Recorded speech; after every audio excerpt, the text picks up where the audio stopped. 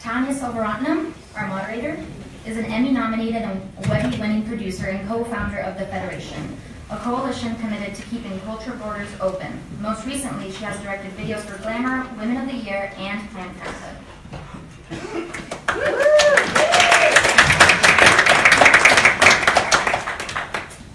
Kaumakaiwa, Kanaka'ole, a riveting performer, Eva creates some of the most original work to emerge in contemporary Hawaiian music. Drawing directly from ancestral memory and hula practice as chant transforms melody. A modern transgender Hawaiian, she is a vibrant keeper of culture and authentic innovator. Her roots are in the esteemed Kanaka'ole family of Hawaii Island. Her music engages indigenous thoughts to address today's issues through music, chant, and sharing of the spirit.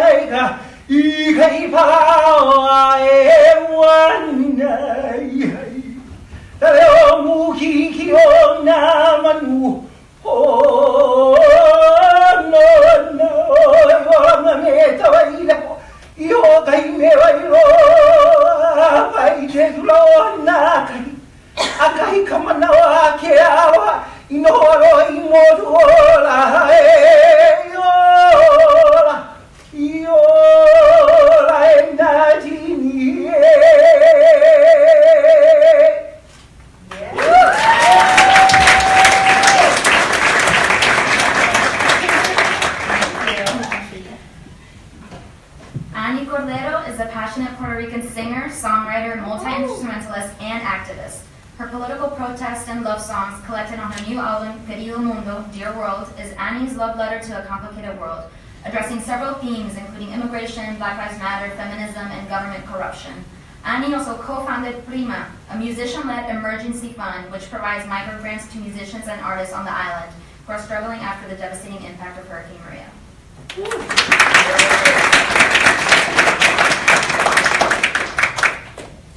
Chang is a multidisciplinary arts producer whose work often engages civic dialogue and our collective responsibility to find shared paths toward a more just, equitable, and humane world.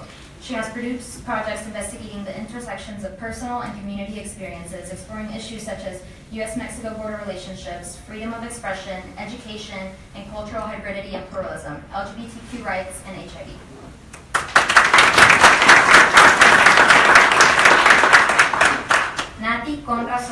Linares is a Cuban-Colombian diasporatical organizer from Staten Island, New York, working to build an emancipatory new economy within the arts and media. After a decade creating visibility for the world's wildest creators, she now works to mainstream solidarity economy principles and institutions like worker-owned cooperatives, participatory budgeting at the New Economy Coalition, a national network of over 200 organizations across the U.S. and Canada, providing viable solutions to the world's current social, cultural, ecological, and economic crises.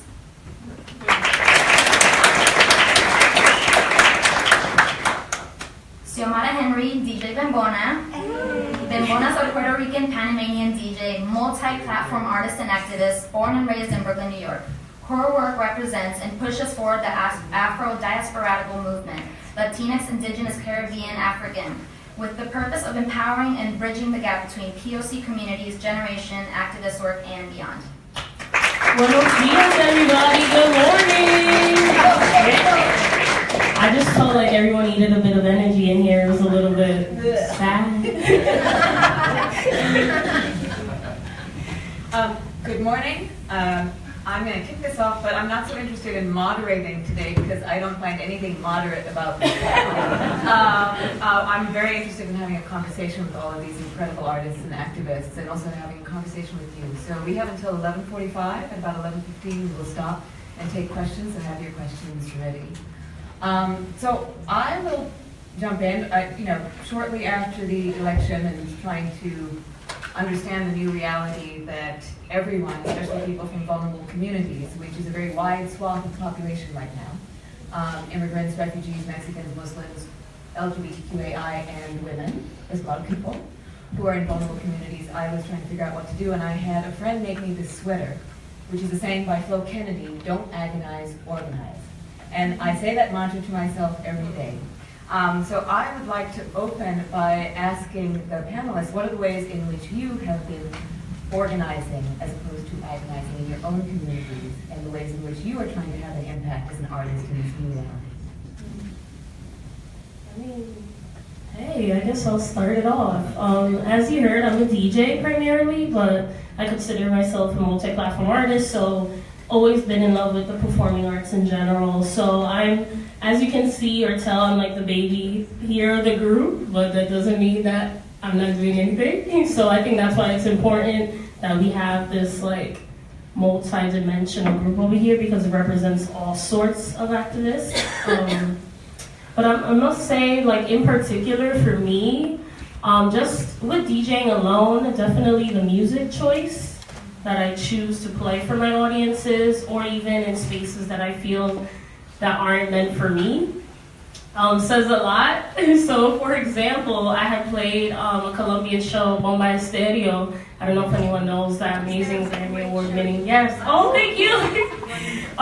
It came up to my mind because, like, as you were saying, like how we were fighting against this Trump regimen. I mean, I don't know if there's any Trump supporters here or not, but I'm gonna say that when I had performed at Irving Plaza in front of people that did not look like me, they were brown, but there weren't really any Black, Latinos in the room, Latinx folk. And there were a lot of immigrant communities as well. And I chose a particular song called Fuck Donald Trump. And excuse my language early this morning.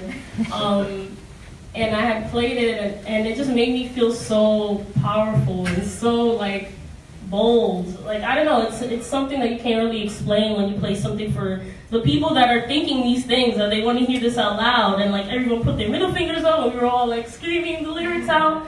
And I think like just in that little way, it kind of like shapes a different space, a space that you want to see more in the world. And yeah, I think in nightlife and in spaces like that, it's important to do moves like that.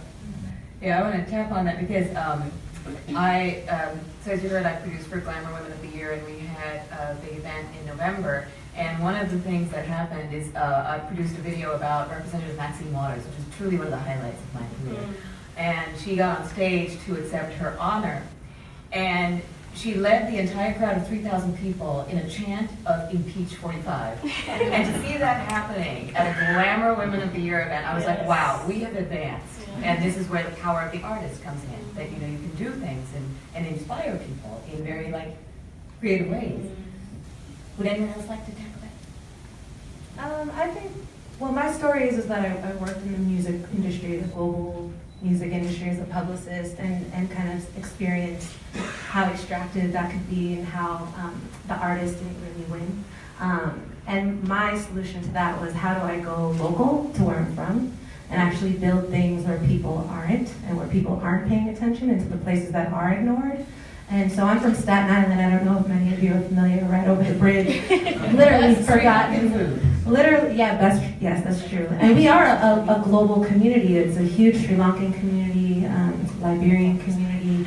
And so, this place is a forgotten place. Why was I going to Brooklyn? Why was I in California? I needed to go back home and produce things there. And so that has resulted in a festival now for the last 3 years that we'll be doing it with Summer Stage in 2018. And literally, it's a place that needs healing. It's with everything with Erica Garner and Eric Garner, it's a place that needs healing. Art it's sacred in that sense. And so that has been my kind of story of going back to Staten Island and creating beautiful things that show us that we're a beautiful community and that we need each other. And that's where the organizing starts. Anyone else? So I want to just add from the organizing front that yes, the art is where I find resilience and hope, and it's what keeps me going. But on the organizing front, that there are a lot of things that people tend to overlook for different reasons. And what I learned from my very, very first job in the arts was created because one of the big funders in Washington, D.C., where I was based at the time, was a veteran of the civil rights movement. And she got a pot of money and pulled all the large white arts institutions together in town and said, if you want money, you have to hire people of color. You have to give them decision-making authority and financial responsibility to change your organization, or you're not going to have money. And luckily it was a funder that had enough money at the time that all the white organizations said, okay.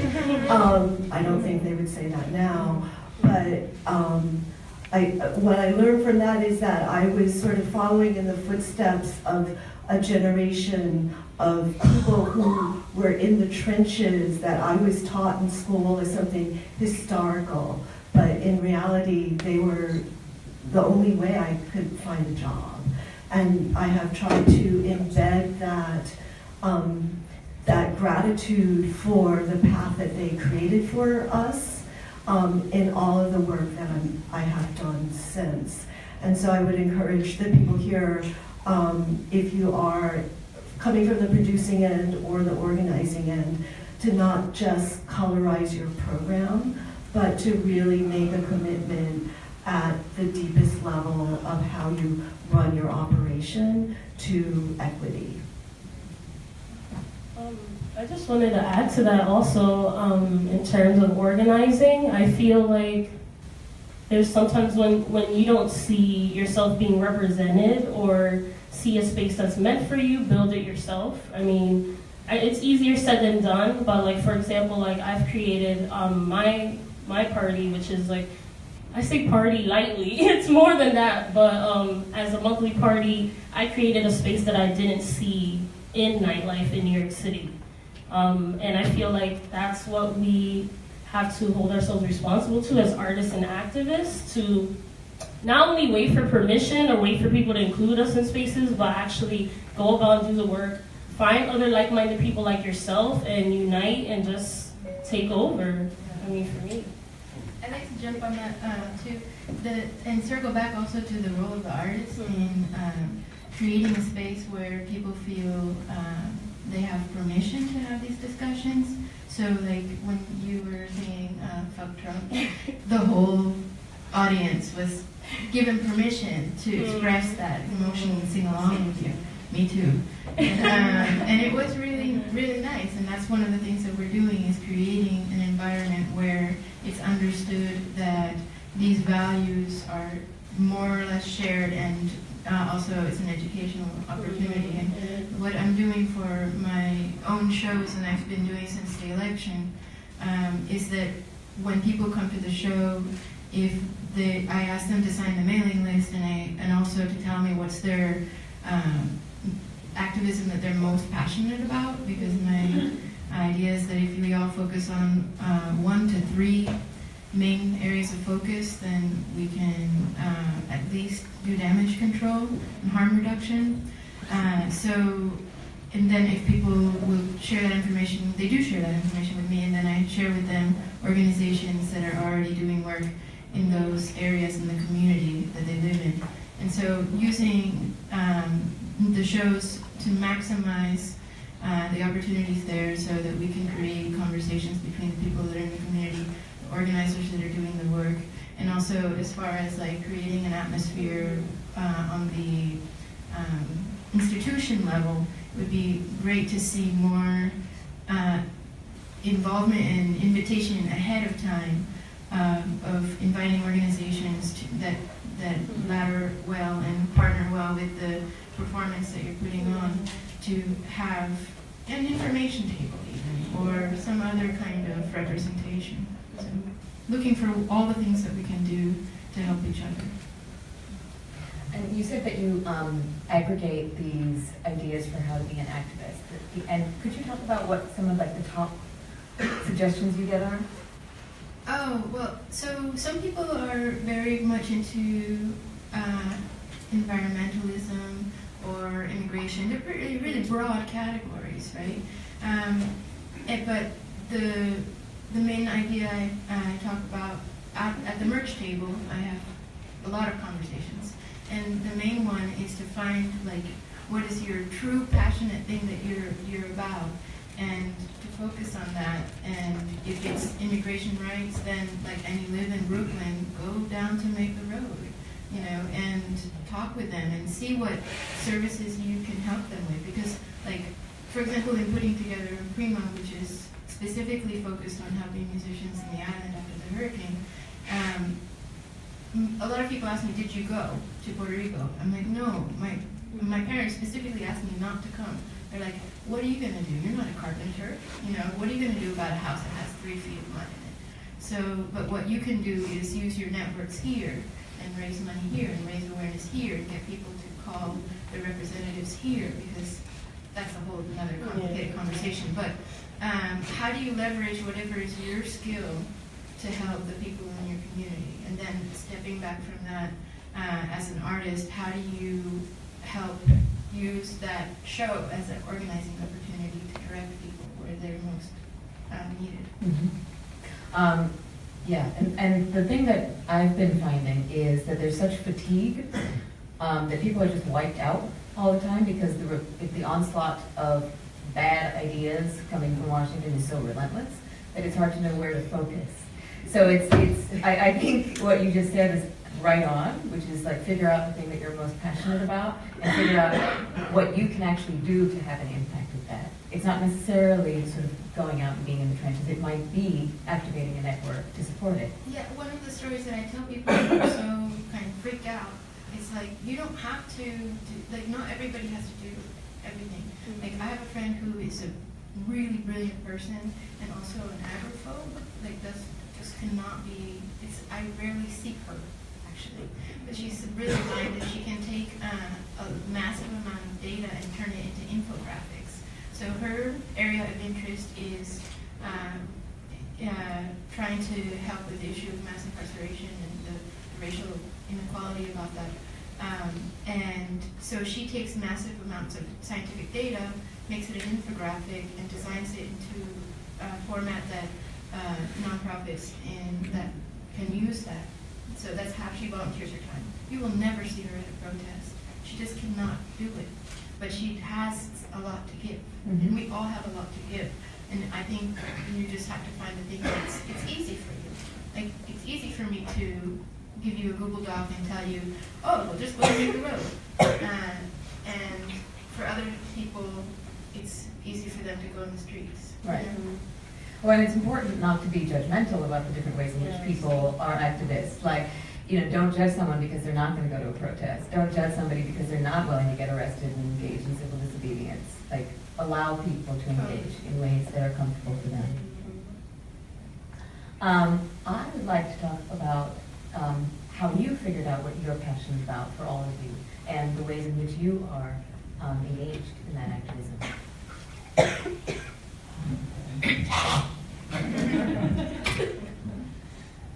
Hello, veli na aloha ke ia ia o ko pakahia pau e ko kaaina o ka moku o hono. This is a warm and profound aloha to each and every one of you this morning on Turtle Island, also known as Manahata. Aloha.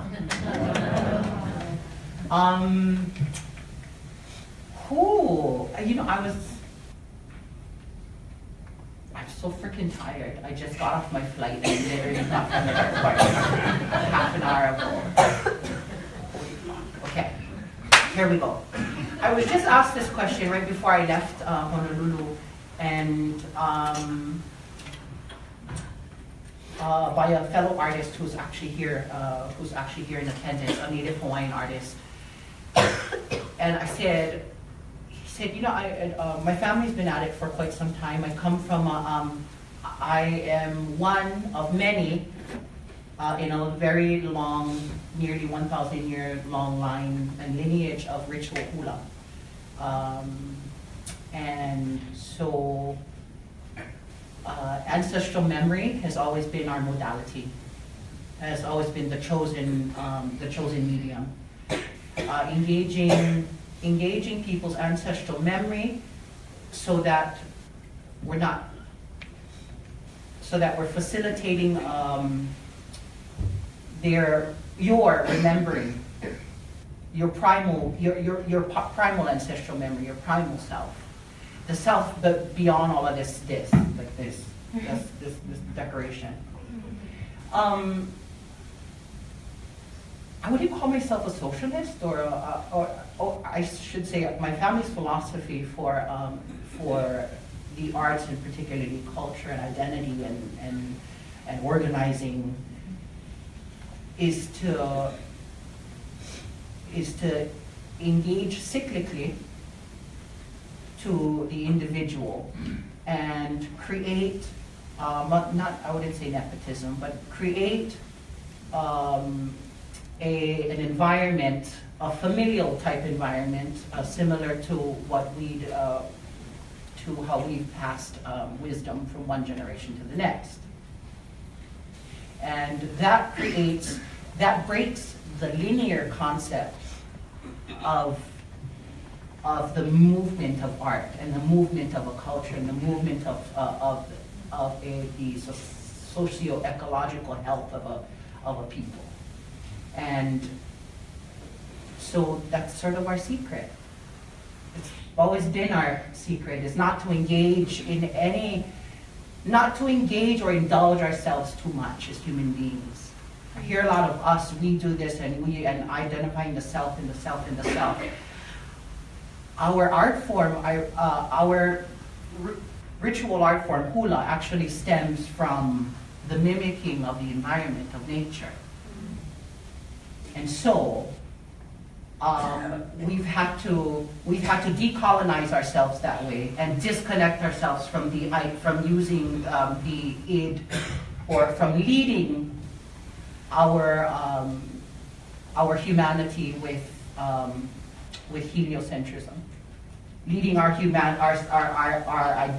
ideals of humanity, and being able to depart from the agenda of a specific people.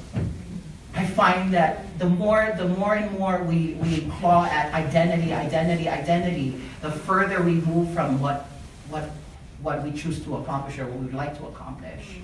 So we've never found and some of my family are here, in fact, my grandma and so forth. We've found, well, I don't even call it success. The fact is we're still here and we're still talking about it, and the conversation is still going on. The conversation, the dialogue between ourselves as Native Hawaiians and the environment, it's still happening. So that's the measure of success, is that we're still here talking about it. Anything else is attitude is gratitude to me. Just be grateful that we can actually live as such. So, girl, I don't know if that answered your question. Yes. I sounded really good at that time. And between that and jet lag, and it's weird because my left nipple is really numb and my right side doesn't. It's weird. Go ahead. But so yeah, that's sort of the way that that's not sort of, that is the way that that. And we're academics. Please don't misconstrue. I have a master's degree. My parents, my grandparents, my uncles and aunts are all professors at the Hawaiian Studies program. My great-grandmother started the Hawaiian Studies program at the University of Hawaii at Hilo with a 6th grade education. So to all of you intellectual masturbai,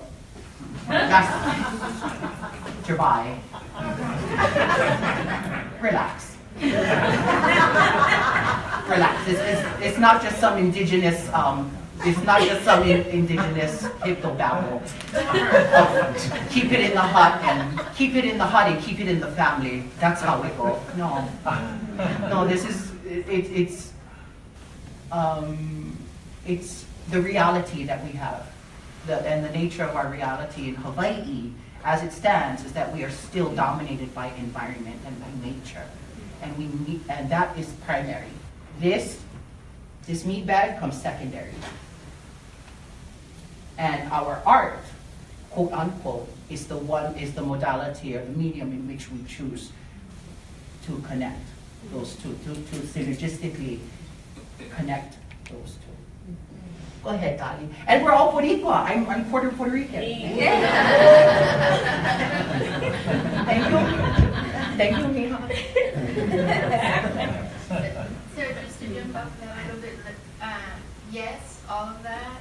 And I think one of the things is that we're all operating on different planes of existence, and et cetera. And I'm so glad that your focus is on the environment. I can say safely that my focus is not on the environment. I have found in myself that I am more concerned with the well-being of people. And people will disagree with me, and that's great, and they should totally save the world, please. I just know that I happen to have more of an emotional, immediate reaction to the well-being of humans, and that's who I am. So, and it's not, and I don't judge myself for that. And I'm so glad that it doesn't mean I don't care. I still recycle, you know. But my focus is on humans. Well, see, it doesn't have to do with recycling. I know. I'm sorry, that was The contribution of the the holistic aspect of humanity. Yes. It's not that we have dominance over, or that we are more important than. We just are. We just are. And Well, and there's so much that's ailing the world that you need people engaged in different aspects of it. Yeah, so then all I'm saying is, as far as like how did I decide that that was my particular area of focus? Well, it's what I felt. My emotions is what I write about. It's what I'm inspired to focus on. And everybody else probably might have a different area of focus. And how did you get into it once you decided, figured out what your passion was or gravitated towards it? What was kind of the first thing you did to engage with it? For your earliest or most memorable memory of activating around it? First, you have to know about what the injustices are that are happening to you and or in your community. And I for me, I studied international relations with in Atlanta, Georgia, with Juan Allende, who was the nephew of the Selvaratnam, who was assassinated, basically. They bombed the presidential palace with him in it. And so that was sort of like the beginning of understanding, after being raised in a very protected world, the level of cruelty and greed that can raise its head in our society if we are not vigilant about it. But I always just try to see, like, here's the situation as I see it, what can I do? And then I do that. And then I do the next thing, and then I do the next thing, and then it just sort of grows from there.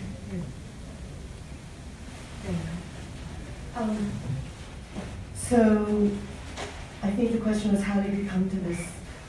So sort of responding to what my colleagues have said, I'm a native New Yorker. I'm a fifth generation Chinese person here in the US, and I grew up inundated with stories from my parents of racial injustice and the kind of lingering trauma, I guess, that of how that informed how they were able to interact with the world. My mom grew up in the Jim Crow South, where she and her siblings were not allowed to go to school because there were laws for white people and laws for black people, and if you were neither, each town could decide what you could do. And this is sort of like the invisible history of the Americas. And so I grew up with my father constantly, you know, and I'm like 2, I don't understand, but my father just kind of ranting at me, decolonize, because that was his way of coping as a parent. But I also just want to say that in my own life, then as I got older, like I'm a product of the late 1970s, early 1980s New York and DC punk scenes. So that's where I learned how to organize. That's where I learned about the power of music, and that's where I learned how to fight back. And so I carry that with me, even though I don't work in punk rock all the time anymore. I'm kind of glad. It was like I just had to move on. But I am grateful for all of my friends and relationships that came out of that world. And most grateful to tie this back to hula, because there in the 1950s there were a lot of Hawaiians here in New York, and because of the ethnic isolation that my father felt, he somehow ended up befriending all of them. And so I have I have all these aunties and uncles in Hawaii, and so I go. I've become something of a hula fanatic, because I feel like even as an outsider, or maybe like my comfort zone is to always be the outsider and to figure out how to navigate and build coalitions within that because of how I was raised. But I feel that in hula is that fierceness and the power of resistance and resilience and beauty and hope all at once. And I think at my job now, I work at a literary human rights organization called Plan America. And sometimes a lot of the people who say, I'm from the human rights side, not from the art side, and I'm like, when were those two things ever separate? I don't know. But there are people in the world where that is their experience, and that's great that they can share that with me. But I feel like with hula and with other art forms, you don't have to make that choice. And so I'm always trying to redirect back into how do we have these human relationships so that we can do the organizing and provide the inspiration that's needed to change the world.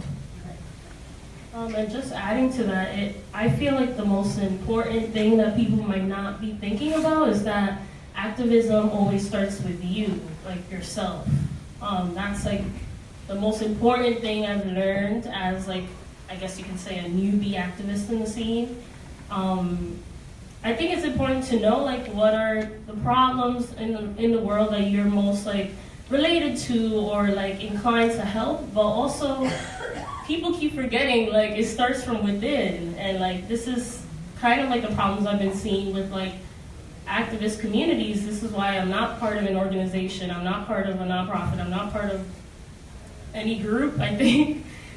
Just because, like, from the outside looking in, it's always the trouble with people not dealing with their own traumas. Like, depression and anxiety is real. I know it's going, like, another route, but basically to say, like, as I started, I never knew that I was going to become, I guess, this title, as you say. Everything is titles, everything is just glammed up. I didn't think I was going to be an activist. It just sort of just fell in my lap. Like, about 5 years ago, I went through, like, a big transformation. Long story short, I never grew up or had the privilege, like him, to grow up in a family where everyone was, like, inclined to, like, decolonize your mind. You know, that's like, the majority of people don't grow up in a household like that. And, like, I'm jealous of like, hearing that. I didn't understand it. I was just bored. Yeah, exactly. But as an adult, I'm like, thank God. Yes, exactly. Like, I haven't till this day. Like, the conversations I have, especially with my father, if this is recorded, I'm sorry. He's as black as I am. My mom is probably like around Ani's skin tone, so that already says a lot. And they're both Latino. My dad's an immigrant. from Panama. 1970s, the intergenerationalism is real because my mom is more like, they're like 20-something years apart, but I'm going on a tangent. But basically saying I came into a household with strict like Latino parents, if anyone out there knows, whether you're from the Caribbean, whether you're Black, whether you're Latinx, you know how this is. And they just don't understand kind of the work I'm doing, or they don't really get it. And not in a way where it makes me angry or I'm like, I don't love y'all anymore, because it's always going to be love. But it's also that interaction of that pull and push where it's like, no, but you don't get it. You have to see this, like, this is real. This is like brainwashing. This goes really deep. Like the systemic brainwashing goes extremely deep. So about going back to what I was about to say, it was like about 5 years ago, I had went natural. And this is not natural, by the way. I'm going to keep it real. But this is the beauty of black hair. We can do anything we want with it. That's why I wouldn't be anything else. But I just have to say that it was a crucial turning point for me that I didn't know until this day that was like an activist move on my part.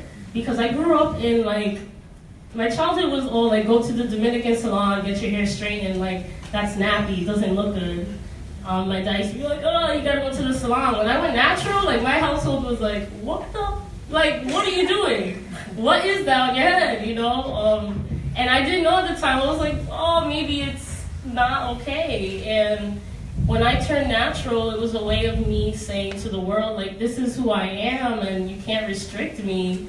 Like, I still go through, like, a roller coaster of emotions here and there where I'm like, self-acceptance, nah, I'm not there yet. Like, you know, there's this push and pull between us. We're humans, you know, and I feel like it's not linear, just like Eve was saying. It's all circular, and it comes back around, and it always starts with yourself. It starts with within. So I think an important thing for activists that are older than me to know is that you have to kind of take moments in this journey and kind of tap in back to yourself. Come back to yourself and see, like, where you're at with yourself.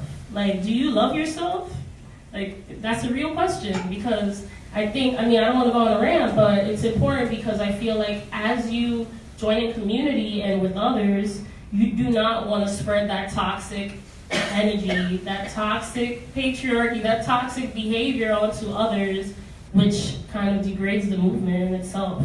It's self-love, but also self-care. Exactly, and that's like the big trendy thing now, self-care, but I feel like it goes, self-care doesn't mean, oh my God, like you wake up every morning, I'm happy as hell, like I'm beautiful, but it's like tackling all those demons and like accepting your flaws and knowing that not every day is gonna be a great one, but we're still here, we're surviving, and we're alive, and we're doing something on it. And also understanding that that it's the long game. Mm-hmm, exactly. Not longevity. Yeah, that's the first thing as well to know about getting into activism. This is not an overnight thing.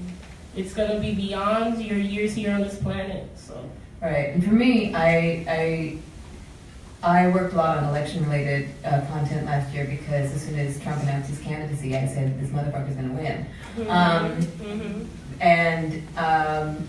And I don't regret having worked on it, but I also feel that because of his election, we live in terrifying times, but we also live in very exciting times, because there are suddenly activists everywhere.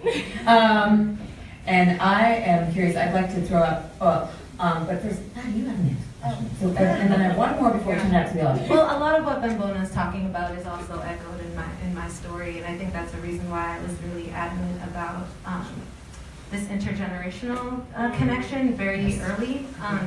Working in the mainstream music business with traditionally marginalized artists, I experienced very violently just being in this body that it wasn't a place for me. So I was very active, as BEMBONA knows, as Stephanie knows, of bringing younger artists, younger organizers, giving them opportunities, sharing, being unafraid to share their job opportunities or internship ways to get experience. But I share a similar story of self-hatred and anti-Black racism within my own family. That is a deeper discussion that we could talk about for a long time. And I think just my own working in art and having a non-traditional arts career, being a freelance publicist, doing presenting, working with Summer Stage, doing festivals, that was just kind of my own way to liberate myself from my parents' ideas of what success was.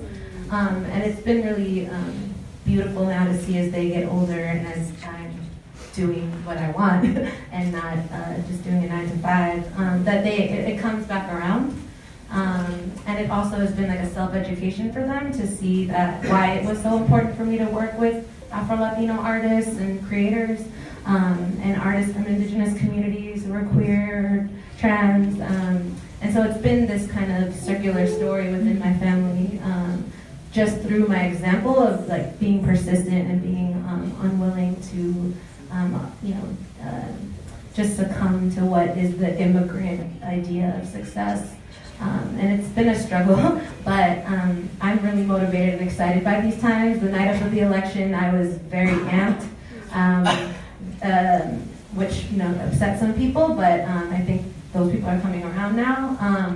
And really, like this story of going from the extractive mass corporate music and media industry to now doing this new economy, solidarity economy work is also a source for tons of excitement, because you see now working as part of a coalition, there's arts cooperatives and organizing happening all across the country. And it's nothing new. It's really, it harkens back to what was brought up earlier. This is nothing new. We're going back to basics where you have to understand, we have to go back to our ancestral. And one thing that's given me a lot of excitement is just seeing how many organizations are leading by example, and are kind of challenging the nonprofit industrial complex through talking about worker ownership, talking about how do we deepen democracy in our homes and in our workplace. And artists are more and more having that conversation as well. There is a new music platform, for example, that is owned by the listeners of this platform and the artists. Rather than relying on these dominant like Tidal and Spotify, artists are not getting paid. There's people out there who are coming up with solutions that are still small scale, but I think that's cause for a lot of excitement of what people are building right now. And if people want to learn more, I'd be happy to talk more about it. Well, I would actually like to hear a little bit more about new economy, if you could just, because I think, especially for those who don't know about it in the room. Do folks know what a cooperative is? Right? I'm kind of wearing the shirt, right? Think outside the box. This is a shirt by the U.S. Federation of Worker-Owned Cooperatives. The co-ops are a business structure where members own the business, and that you get one vote, one member, one vote. And it's across industries, so most people are familiar with grocery co-ops, but they're in all industries, producer co-ops. Some of the largest examples are in Spain, the Mondragon co-ops, in Italy, in the United States, in Jackson, Mississippi, Cooperation Jackson is a very exciting organization that's working to build economic democracy in Jackson, Mississippi. And so it's a growing movement. I hope you all will check out New Economy Coalition. And it's, this formation is also within the arts industry. There are examples of arts co-ops in New Orleans, in Sacramento, California, in New York City. The Cooperative Economics Alliance of New York City, for those of you who live here, are doing incredible work. They've developed a directory of co-ops. There's media co-ops, there's news co-ops. It's still, the scale it needs to grow, and that's my work doing communications, is working to mainstream these ideas, working to kind of get this out in the press, while also building new platforms. So while I know I might have to work with an artist to get on iTunes and Spotify, and I have to play that game, another game is also to make sure that we're building the Resonates of the world, and we're building the Cooperative Economics Alliances of the world. And so, it's a solidarity economy is what it's known as internationally a little bit more, but it's kind of broad and all-encompassing. This idea of cooperatives, participatory budgeting, where communities get to decide where public funding goes to. So for example, in Chicago, I just came back from a trip from there where they have a robust participatory budgeting process. And what the city has found is that when folks get the opportunity to put money in places that is public money, it usually goes to art projects. So one ward, for example, funded a Black History in Chicago Arts Museum in one of the more violent wards in that city, and they decided that they needed a space to convene, to do art, to learn about their own history. And so, yeah, I think where we're moving towards is how do we do organizing around policy to try to think of new ways to put more public money into this stuff and these experiments. So now we are at time to turn it over to you for questions. Yes. Oh, there's Mike.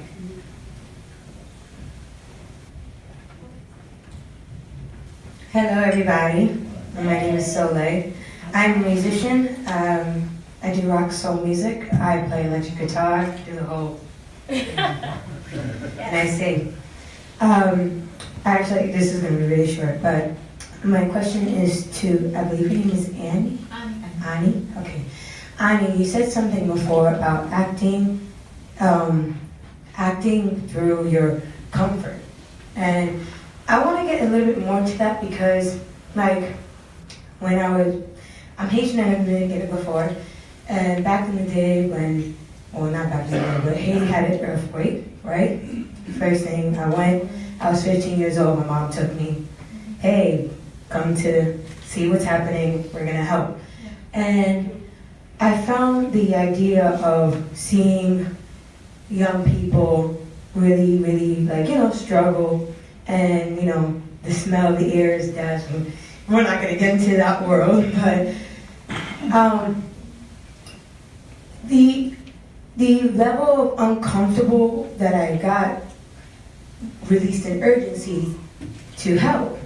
So I don't understand the level of, like, I need you to express that a little bit more to me, because when there are so many people in the world that are truly suffering through their situations, I don't necessarily agree that we stay in our comfort. Do you get what I'm saying? I totally understand what you mean, and I guess what I can say is that I have found that I'm an extremely sensitive person, and before I became a musician professionally, I thought that I was for sure going to work for an NGO, and I was going to save the world, and I worked at the Carter Center, and my job was to read the news of the Reuters and all the wires and summarize it for the briefing at 10 a.m. every day. And what happened was I got so depressed at the world that I was good for nothing. And all I could do was just be in my bed. And I realized that career was not going to work out for me because I am not effective that way. And so I'm not telling people not to care. I'm saying that you have to know yourself well enough to know how you can be most effective. And there's certain topics that are too hard for me to wrangle, and I have friends who are much stronger than me, and they are able to wrangle that, and I'm able to support them in a different way. And I hear, like, to your point about the hurricanes in Haiti, my cousins who are 17 and 19 in Puerto Rico, their mom called us as soon as, like, 2 weeks after, when we finally were getting phone calls, to say, I want to send you them because there's no school, there's no university, there's no power, there's no water. And those boys, I'm so proud of them because they said, no, Mom, we're staying. And they went out in the mountains and they rescued people, and that is a different kind of education. And that's something that they felt personally able to do, and I'm super proud of them. And I'm not telling anybody what to do, I'm just saying do something, do what you can do. Does that make sense? Yeah, totally agree. Totally. Next question? There's one more second. I want to give enough time for everybody. Yeah, no problem. Sorry. Okay. Thank you.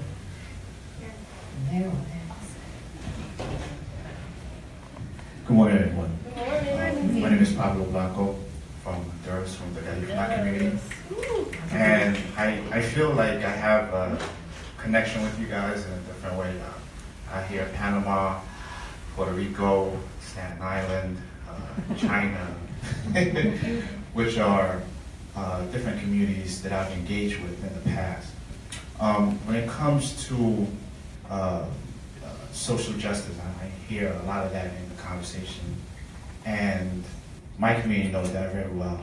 After 200 years, we won 2 court cases in the Inter-American Court of Human Rights a couple of years ago. Honduras does not recognize those wins. We're still suffering from the land grab issue. My question is, how do you think music can evoke social impact, which you guys are talking about, but not so social impact, but governmental and geopolitical impact through music? I mean, oh, by the way, I love your beard. It's on point, like, beard game on 100. I just have to say. You reminded me of one of the guys from the Shea Moisture commercial, like Shea Moisture for Men. I don't know if you guys saw that. But anyway, I'm sorry. But I feel like, oh my God, music is just so powerful that this, like, I mean, I don't want to be biased or anything, but like, I won't say any art form is better, but I feel like music is always going to be like in the forefront of activism and pushing forward communities in a way that's different. Because music relates to everyone, to all.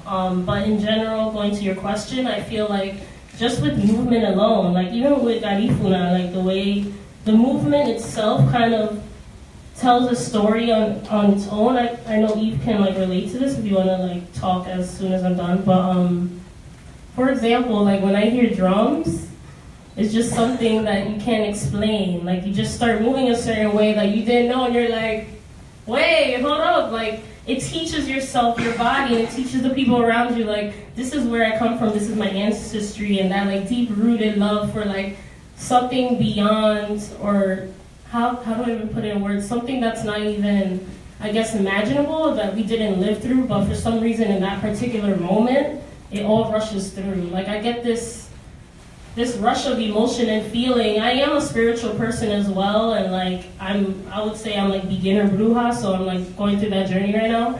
But just like relating, not to be funny, but it's real, because it's like the ground, like not to get technical, but bass lines and drums is what holds everything down. And that's like why it's put in a song, is because it keeps yourself grounded to the earth. And the rumblings of the earth, the bass, is what keeps you. I'm like about to say, I'm about to start dancing, but it reminds you of nature. It reminds you of like your existence and your beginnings. That only people of color can really relate, because this is like us. This is where we come from. This is where we started. We were like the people that started Earth. And like, I mean, not to get all political either, but I feel like that in itself, just showcasing that in spaces where we might not be welcomed, is on itself like it's a wake-up call. It's like, I'm here, and what? Like, I'm here to stay. This is who we are. And like, even in like the Afro-Latino Festival, for example, they had, I forgot the Garifuna artist that had played last year? Aurelio. Oh, okay. Yeah, already know. But just in general, representation, especially with that festival, because it holds dear to my heart. I played last year, this past summer, in a place in a nation that hasn't really tackled what Afro-Latinidad is. Like, it's still this kind of like, you know, this magical thing, like, oh, what is that? What's an Afro-Latina or Latino, you know? And I think festivals and spaces like that can bring artists and music, that kind of showcases like these are our roots, and this is who we are as a people, can be extremely powerful. And just the music itself, like I choose to play a lot of drums in my sets. Like in general, rhythm is like something that's a big deal for me, because it reminds folks of who they are. If that answered the question, I hope. I don't know. Probably. I'd like to move on to other questions we give people, and I feel like you answered it beautifully. Thanks. Sorry, I'll try and make it quick too. My name is Samir Gupta. I'm a musician. Originally, I got into a lot of different kinds of stuff, like promoting and presenting, and working with collectives and cooperatives. I'm actually here with some friends from Brooklyn Rock and Acid, which has been a really cool thing we've built here. That's at Pioneer Works, right? It was at Pioneer Works for a while, yeah. We've actually been all around, and it's been almost 6 years now in the making. So you can come talk to us about that. It's been a really cool journey for musicians, built by musicians.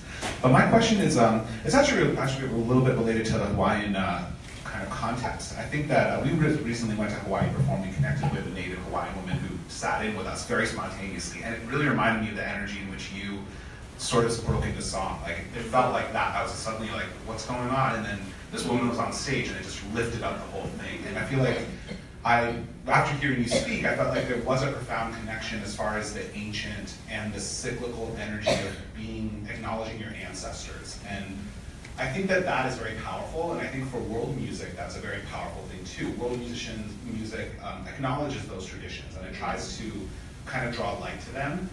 And I found, at least, a lot of people who see a lot of sort of satisfaction in that, right? And it's like sort of a closed box too, where you just preserve the tradition, or you just dig into the tradition, and it's not necessarily about the politics. It's not about putting it into a modern context even.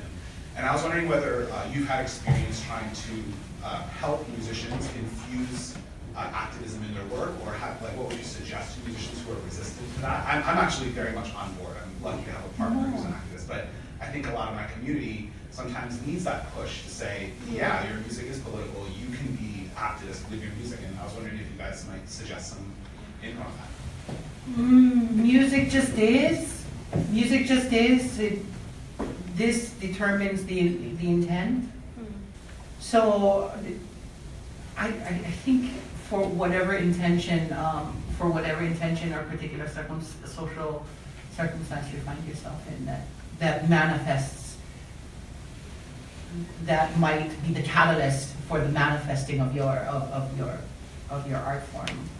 Then I think that's kind of goes without saying, right? Yeah, I'd like to add a little to that. So one of the things that I've always been a big believer of is bringing people together who otherwise would not meet and galvanizing them with ideas for how they can be activists. And it's something that I've been doing for the last 22 years, beginning with the Women's Conference in China, where I was a youth organizer.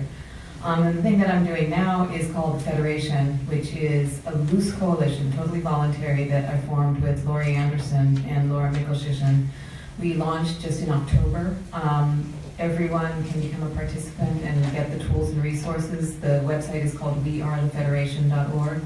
We're a coalition of organizations, small and large, all over America, including Penn America, the Public Theater, Brooklyn Academy of Music. We have amazing stuff coming up next Saturday, January 20th, which we are calling Art Action Day. It's coinciding with the anniversary of the Women's March, and there are a lot of marches going around in cities all across America. So I encourage you to go to the website and find an event and go to it. But I think absolutely it's about reaching out to artists and saying, hey, we need you to be engaged, and here are some ideas for how you can do it. And I think the more that artists get involved together, because I have a question about music and you about the Brooklyn Raga Collective, art is a powerful tool to convey things that people otherwise wouldn't pay attention to, because who wants to read an article or listen to a speech? So I think that music is, and all art forms are incredibly important in raising consciousness and also uplifting people, giving them fun things to do. So next Saturday we're doing a song flash mob with Milk, who did that song that went viral last year at the Women's March, I Can't Keep Quiet. That's going to be at the Public Theater in the lobby at 3 p.m. At 5:30 we're doing a big rally with activist writers, especially from vulnerable communities, including Sapphire, Ann Waldman, Stacey Ann Chin. That's going to be on the steps of the New York Public Library. And then at 9 p.m. we have an all-female mariachi band, Florida Toroash, at Brooklyn Academy of Music. So those are some free things. It's very important to us that the events are as free as possible. So that is my answer to your question. Yes? I'm sorry. Can I? Oh, yeah, go ahead. I just want to say something real quick. Go ahead. You want to? Oh, yeah, I'll try to keep it short. Sir, what's your name again? I'm sorry. Me? Yes. Samir. Oh, Samir. So, like, going back to your question, I think, as you were saying, you're kind of inclining yourself towards activism. I feel like maybe you don't even need to bring it up to the group. Like, once you start, I don't know how to say it, like, once you start making something out of it, like saying, oh, become this, or let's lean towards that, it kind of like removes the beauty of what the traditional music is. I don't really like I do like world music, but for me, kind of like waters down what it really is, and like just makes it this whole, Naki knows, but it's all about like, the industry and all of that. But I feel like it is natural, it is what it is, it's just music in terms of like, it is activism, like it comes hand in hand. But maybe they just don't need to hear it and just continue doing it. You can do that work in terms of like, where should we play, where should we be involved with?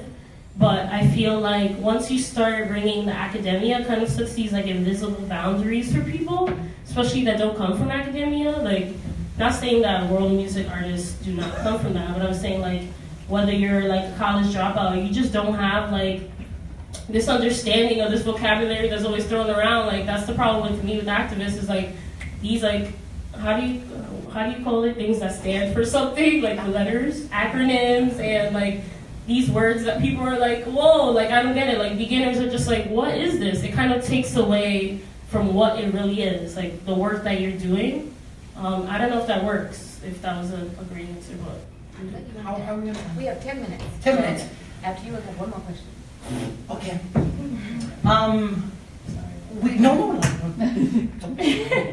We keep on talking. Okay, before I forget, one of the words that came up outside during the pre-discussion between the ladies and between us is continuum. We're so temporary. We in the arts community, so temporary, so aged. We're a darker shade of 30 plus. So continuum. My point is, what we got to do, we're such a bleep in the chronology of humanity, that what my family has always strived for is to maintain continuum and the passage of the ancestral wisdom from one generation to the next, to be as foundational knowledge has always led to the success or to the continuum. As long as the conversation is still happening, then there's no need for any other vernacular or term or nomenclature in which to articulate what this experience is. Music is social commentary. Social commentary is music. So is crossing the damn street. That's social commentary. So and that the activism, active. As long as you're active, which means to me, as long as you're converting oxygen into carbon dioxide and you're occupying space in this planet, you're active. So just engage and participate in your human experience. That's really the call for it. That's the true core and call of humanity and activism in my opinion. Yeah, is everyone familiar with Elizabeth Streb, the choreographer? Yes. Yeah. So I always think of what you were saying reminds me of her, because she is considered an action maverick, and one of the reasons that she started her company was she was so frustrated with how traditional choreography and dance work. She said she wanted people to move, to like get out there and move, and I think that's exactly what you were saying. Just like, be engaged. And we have to stop using those terms, you guys. We have to come up. I think What we're terms like traditional and stuff. Those are stagnant. Those are stagnant terms that are still as linear as it comes.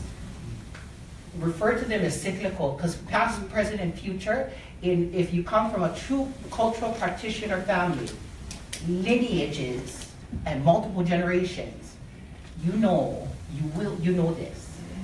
This is the truth in which we operate by. Past, present, or future, it's the same. I am my grandmother and my mother and my mother's mother and my brother's daughter.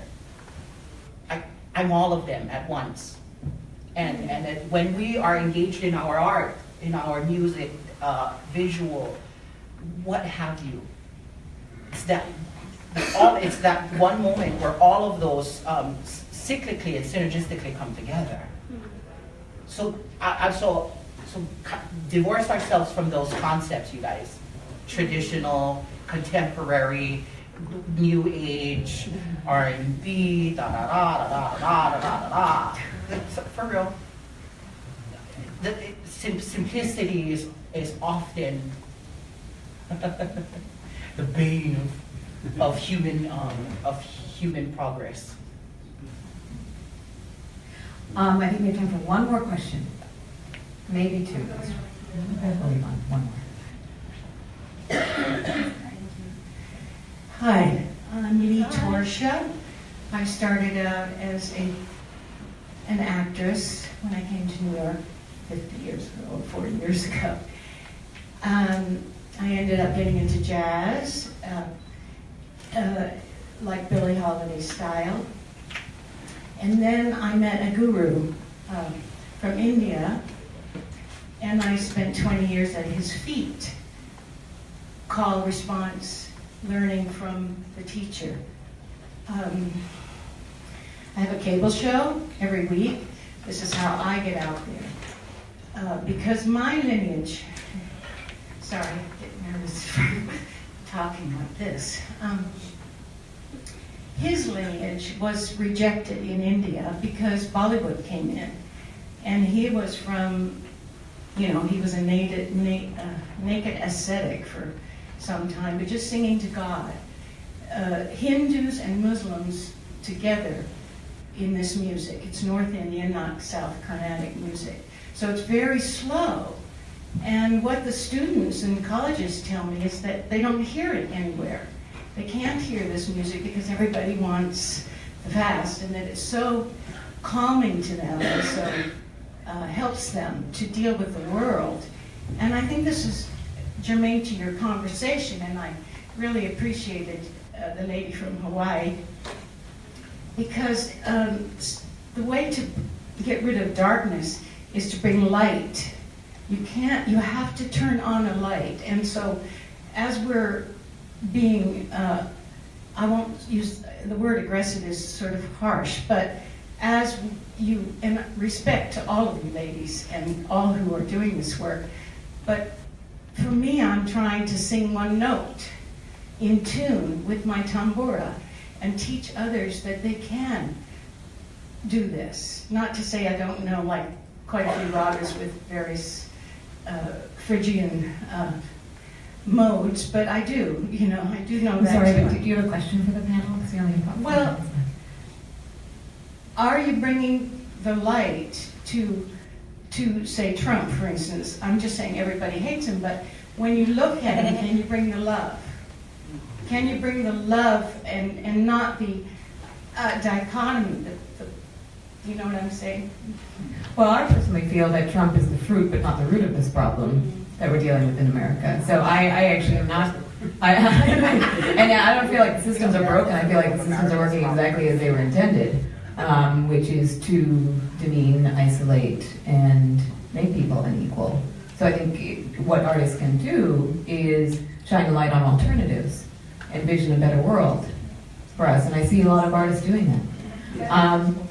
And building spaces also. Exactly, and creating spaces for people to come together. Like, one of the things that I really, in my dream for what I want to do in the future, is to create like a 50-state listening tour with artist-driven town halls, and just bring people together in every state. So that's kind of the long-term plan for the Federation.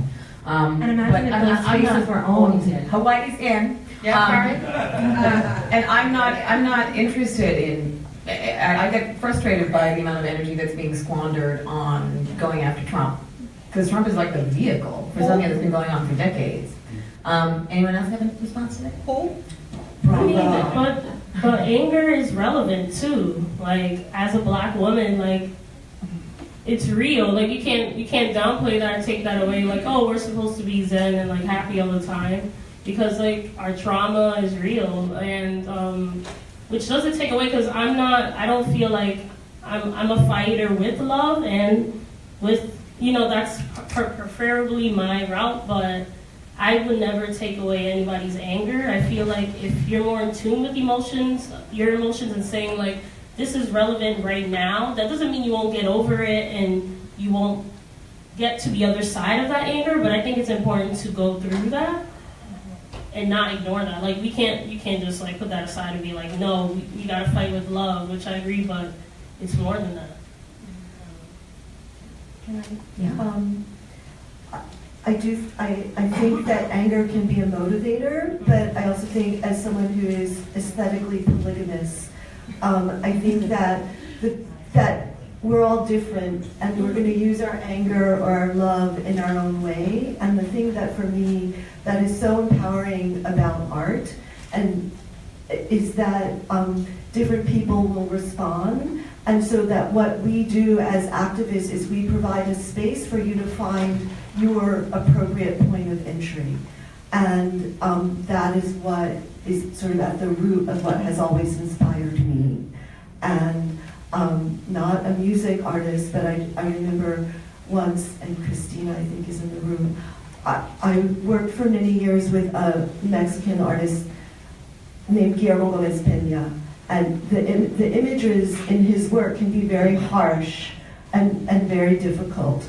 And I remember we had these post-performance discussions where people were like totally freaked out. Well, also like to enter the theater, they had to first cross a border of teenage boys from El Salvador, from the Latin American Youth Center, who were interrogating you about where are you from and where are you going. And then there's all this like crazy, imagery in the actual piece. But there was a very intense discussion about some of the audience members, like they couldn't process getting into the theater, and so then what happened on stage, they were like, why are you so angry? Why are you making me feel like this? And someone else in the audience was like, this is about love. This is like what I see you doing is opening up my experience so that I can find love more. And to me, that dichotomy, that's what we were there to do, is to create that openness. And that was our activism. And that's a great note to end on. Thank you. BEMBONA and Stephanie and everyone here for organizing this. I want to thank BEMBONA and Natalia and Kim and Ani and Eva. We just met this morning and I feel like we're old friends. I just want to thank everyone for being here. Find ways to make art, support art, and experience art every day, if you can. And I'd like to leave with a quote from James Baldwin. The precise role of the artist is to make the world a more human dwelling place. Have a great day.